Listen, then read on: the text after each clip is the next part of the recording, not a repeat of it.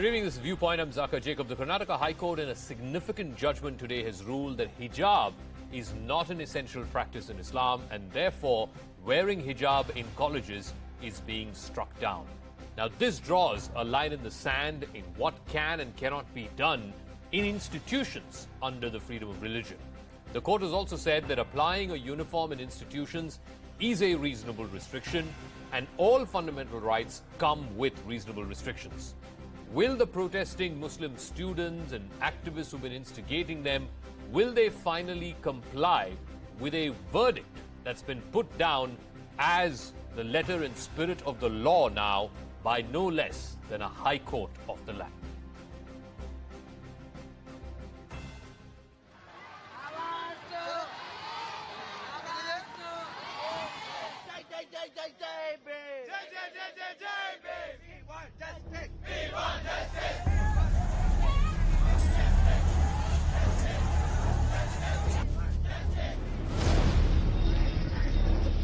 Months after a group of Muslim students in Udupi were banned from entering their classroom wearing the hijab, the Karnataka High Court upheld the ban. Their reasoning? The court found that hijab is not essential in the practice of Islam. The uniform prescribed by the school is only a reasonable restriction, and students can't object to it. And the Karnataka government order banning wearing clothes which disturb equality is not violative of rights. In the interest of the future of children's education, everybody should obey the orders of the High Court. The three-judge bench called the protest that broke out in the aftermath of the hijab ban as engineered. The court questioned how the issue popped up all of a sudden in the middle of the academic year and said it was blown out of proportion by the powers that be. The court said unseen hands were at work to engineer social unrest in Karnataka. Remember, CNN News 18 was the first to report that 8 Muslim girls had joined the Campus Front of India in November last year. And soon after that, students turned up to class wearing hijab.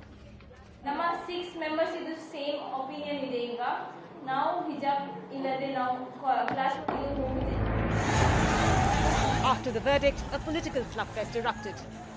It is a kind of discrimination that you cannot wear a hijab and come to school. No one can force anyone to wear or not to wear or what to eat. That is part of the individual privacy. I shall be very grateful to him if he can show me any line from the Quran that only is considered as Allah's command. Let him show one line from the Quran. The order is clear. It's school before scarf. But will it be accepted by all? All right, already the petitioners and their lawyers are saying that they will move the Supreme Court, but this is a reasonable order by all stretches of the imagination. Let me go across now to Advocate Advocateaashutoshsrivastava, President of the India White Parents Association, Saira Shah Halim, author and activist, will be joining us, Ashutoshsrivastava, Supreme Court lawyer, and Fatima Sherin is National Committee member of the Campus Front of India. Let me start with Sherin, because you've also been at the forefront of opposing this order and opposing the order that was put out by the Karnataka government saying that hijab will be banned. Now that the court of the land, a high court no less, has ruled that this does not constitute an essential religious practice under Islam, will you accept this? Of course, this is condemnable because court cannot say that this is not an essential practice of Islam. There is religious scholars who is determining what is essential in your religion and what is not essential. And of course, there is also this provision of freedom of conscience. According to that also, we should consider that wearing hijab is a right of an individual, and we cannot impose what to wear upon a person. Of course, there is reasonable restrictions, but the reasonable restrictions happen when there is disruption happens to public order, morality, or health. But in this case, I cannot see any of these problems. That is, I wonder how the court can produce such a judgment. No, it's a very clear, laid out legal practice, Sherin, and I'm sure you will go back and refer to law books on this. Essential religious practices is a test of legality established by no less than the Supreme Court, and as I understand it was in the Shirur Mutt case way back in the 50s and 60s, where for any religion, not just for Islam, for Hinduism, Christianity, Sikhism, Let any me- religion, yeah, okay. a practice Let has me to... tell you that No, there is one second, let me also finish.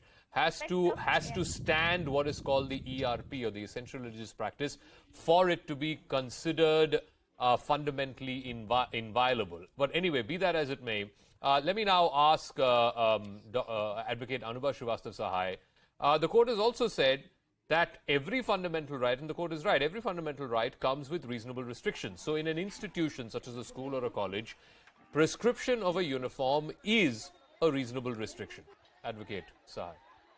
Yeah, absolutely right. Thanks for having me here. And see, I welcome this order of the Honorable High Court of Karnataka. And not only this time, in fact, in 2000, TMFI judgment is a very landmark judgment of 11 bench judges, 11 bench judgment, where the same, the matter was different, that was pertaining to the fee regulation. And the Honorable Court has said that, yes, there has to be a reasonable restriction. Government cannot completely regulate the schools and all, but there has to be reasonable restriction in terms of the fees and other administrative purposes. So as far as the school dress code is concerned, be it in school or maybe in college or anywhere else, if there is a prescribed dress code, then each and everyone has to follow, be it for the children, be it for the teachers, or even for the parents. Yeah. So as far as the school dress code is concerned, if a school is allowing anyone to wear hijab in their school premises for a particular span of time, like in Kashmir, we can see there are some public schools, there are some private schools, they do allow. So it's up to the schools, institutions, and the committee to take a call whether they will permit such kind of hijab or maybe any other dress code inside the premises of the school or not. Advocate Ashutoshsrivastava is also joining us. The petitioners say that this is an infringement on freedom of choice. Now, I don't know how it is an infringement on freedom of choice because, like I said, all fundamental rights come with reasonable restrictions. And if you're that concerned about freedom of choice, you're always free to choose those institutions or schools which allow you to wear a hijab. There are enough number of private and public institutions in this country that allow you to choose to wear the hijab. So nobody is restricting your freedom of choice there. Absolutely. I think Karnataka High Court has really applied its mind by hearing both the parties at length, and sufficient opportunities have been given to the petitioner also to prove that this could be, hijab could be a part of the essential religious practice, but it could not happen. Obviously, the court had considered each and every aspect of the constitutional provisions and also Karnataka Education Act and also the Muslim Law of Application Act 1937. And nowhere the petitioner could prove that this is an essential part of religious practice. And of course, a school or colleges are a place where religion should not be carried. I think it is against public order and the equality should be maintained. Article 14 of the Constitution says that everybody has to be treated equally. And the basic purpose of the uniform is that nobody should be, judged by their, religion, caste, or maybe with their money or money power or whatever their positions are. So everybody has to be treated equally when they enter into any educational institutions. And that is the basic idea of any uniform. Saira Shah Halim is also joining us, and I think there was a previous Kerala High Court order which said the collective rights of an institution, that was of course in the matter of a convent school, in the matter of a private school, which said that the collective rights of an institution are of higher degree or higher preeminence compared to the rights of an individual. But today, Saira Shah Halim, I want to ask you, now that the court has gone through this matter, the petitioners had a chance to argue and present their case before the court, and they failed to convince the court that wearing of a hijab is an essential religious practice under Islam. After all, there are millions of Muslim women, even in India, across the world, who do not wear the hijab. You can't call them, non-Muslim, or you can't call them bad Muslims just because they don't wear a hijab. So the same should apply to Muslim students who go to school. See, I am a Muslim woman and I do not wear the hijab. I say that once again. However, the recent Karnataka High Court order is nothing but discrimination against Muslim women, because here Muslim women are being given the choice between choosing their religion, which they feel they have the decision to decide whether the hijab is intrinsic to Islam or not, and education. So here we are going to leave out a lot of girls who are in the middle of exams and they will miss an entire academic year. So here, whatever we are seeing, the discrimination which is happening, which is supported by the state, and what I fear is it will soon spill out in the streets. Saira, I think there's a factual. No, 1 second. I'm sorry, I'm interrupting, but I think there's a factual inaccuracy in what you're saying. I don't think the court is forcing them to choose between education and the hijab. It is these students who are forcing themselves to choose between education and the hijab. This should have never been a binary choice to start with. And I'm amazed and appalled. May I also add, when I'm saying this, I'm amazed and appalled not just at those students, they are 14, 15, 16-year-olds, but I'm also amazed and appalled that those parents who are choosing the hijab over education of their own children. I mean, what sort of parent do you have to be that you don't put education as the most important thing in your child's life? Everything else should come secondary. There are today parents who are saying, don't take the board exam, don't take the college exam because you're not being allowed to wear the hijab. What sort of parenting is that? You have a point Saira. there. You definitely have a point there. However, what I'm trying to say is that the annihilation of fundamental rights is what is unfortunate. I think this needs to be reappealed and further addressed to the Honorable Supreme Court of India, because here the ruling by the court that hijab is not an intrinsic part of Islam is not going to be decided by a political party. I think let the people of the faith decide, or let the women, because I think women have agency. So why do men feel that women do not have the agency to decide what is intrinsic to Islam or not? No, again, I said this to Sharon, I'm saying this to you as well. Essential religious practice is a legal test that was devised by the Supreme Court of India, and it applies this in the case of all religions, not just Islam. So when it is applied in the Shirur Mat case, in which it was the essential practice in a Hindu religion, then you're okay with it. But suddenly, when it's applied in the case of Islam, it's not. I mean, you can't have one set of standards for one religion, another set of standards for another. But let me go back to Sharon. What I'm worried about and what I'm particularly concerned about is, the rate of enrollment of Muslim girls in primary education, and particularly the ones who pass out secondary education, is still very low. It's much lower than the national average. So at a time when more and more parents and more Muslim students should be not only enrolling themselves but also making efforts to pass secondary school exams and thereafter go to colleges and earn degrees and join the working force, to say that is not important, hijab is more important, I mean, that's a false choice you're imposing on yourselves. Yeah, I think this is just... How can you Sharon, say that is a false choice? You are making the passage even more narrow with putting this kind of restrictions. See, I believe that the purpose of a uniform, I believe that there is two purposes for that. One is to reduce this economic inequality in between the students and to identify them.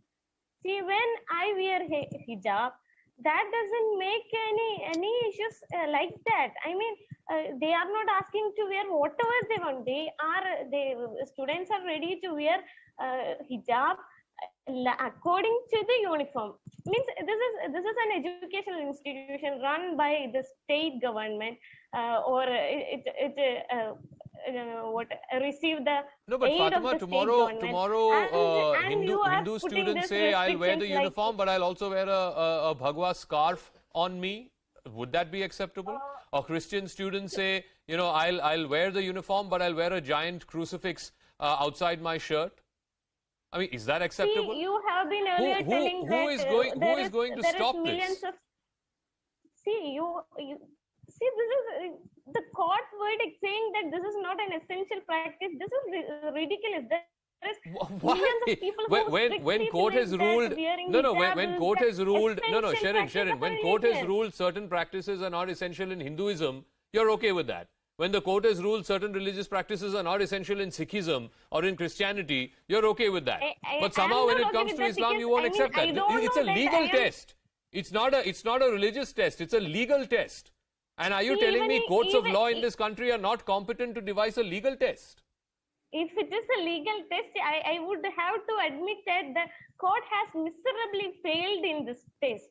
Because please, you earlier told me, you were earlier telling that there is millions of people who doesn't cover their head, and still they are Muslims.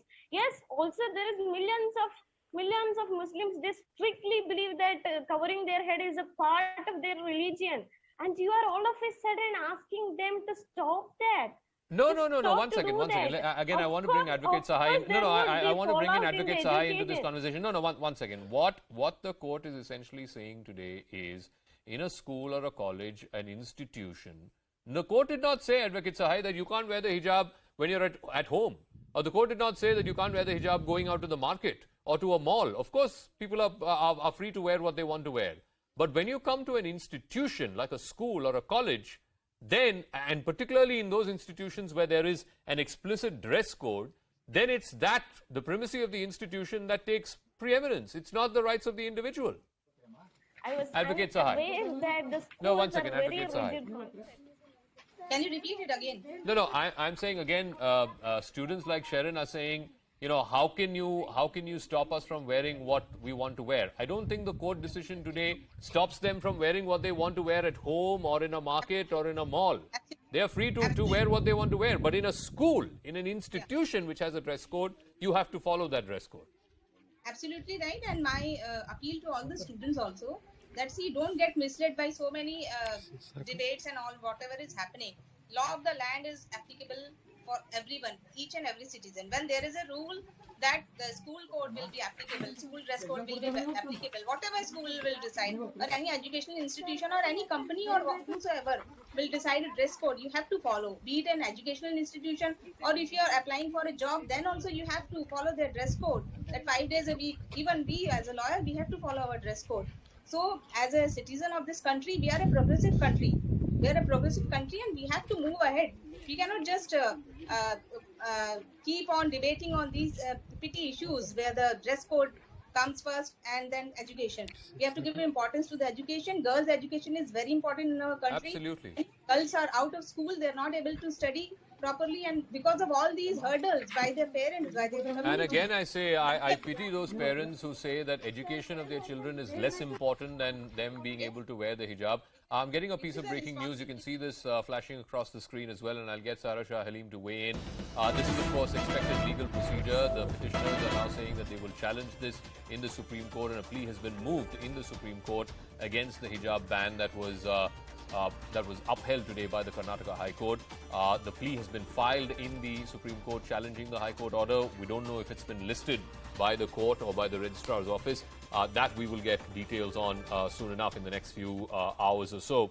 But this is the latest piece of information, that this legal battle has now moved from the Karnataka High Court to the Supreme Court on expected lines. A plea has been filed in the Supreme Court challenging the Karnataka High Court order upholding the hijab ban. Saira Shah Halim, I want to come and ask you, many of us went to convent schools, right? Went to missionary schools or Christian schools. There, we were all okay with following the dress code. There, none of us insisted that we have to wear a hijab or a burqa or any other dress that is outside of the purview of the dress code. So if it is applicable in convent schools, why can't the same be applicable in public schools? After all, this is a secular state. It's a secular country. The state should not be seen as openly espousing any one religion or the other. Okay, so Zaka, I had studied in schools that had a very strong missionary feel, and I studied in convents and schools with very strong Christian ethos. Again, I'm repeating, nobody in my family wears the hijab. However, I'm talking about personal choices and agencies, because there has been concerted efforts, by the state and the system to otherize Muslims. And here, why can't you allow Muslim women to decide whether the hijab is an intrinsic part of Islam or not? Why should the courts decide that? And here, because again, like I said, it's a legal test. It's not a religious test. Please, I would refer Saira also to go back and read the Shirur Mutt case in 1954 or 55, if I'm not mistaken, where in that case, it's a pretty historic judgment of the Supreme Court. There were certain Hindu practices that was challenged in the court, and the court devised what was called the Essential Religious Practices Test. And there, even that practice failed the test of law, failed the test of ERP. So if it's okay in Hinduism, why are you against when the court decides in the case of Islam? Right? You can't have two sets of standards. Saira. No, because here this whole thing, intrinsic to Islam or not, it needs to be challenged because it is confusing. It's confusing to people because here the girls have been wearing the hijab all along, and they were not some kind of a public nuisance to the school or the college. That again, I'm not sure is entirely accurate because my understanding is in these same colleges in Udupi from 2004 onwards, there was a dress code.